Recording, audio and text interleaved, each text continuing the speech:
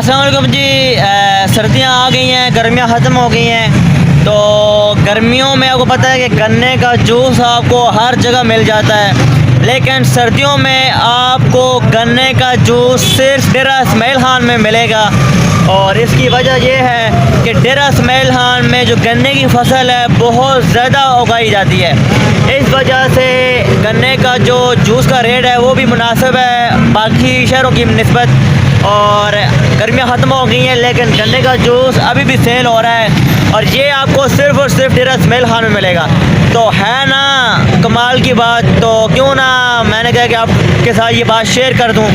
तो गन्ने का जूस तैयार है, देखें बिल्कुल जो है ना गिलास जगह जगह भरा हुआ है। तो आप भी अगर पीना चाहते हैं तो ये बिल्कुल जी पियो, जो के साथ भाई लगा के खड़ा होता है। सर्दियों में भी गन्ने का जूस पीना चाहिए, सेहत के लिए जो है ना बड़ा अच्छा होता है। तो ये भाई जी हैं तो इनसे पिया करें सर्दियों में भी, और 50 रुपये का सेहत का ख्याल रखा करें। अल्लाह हाफ़िज़।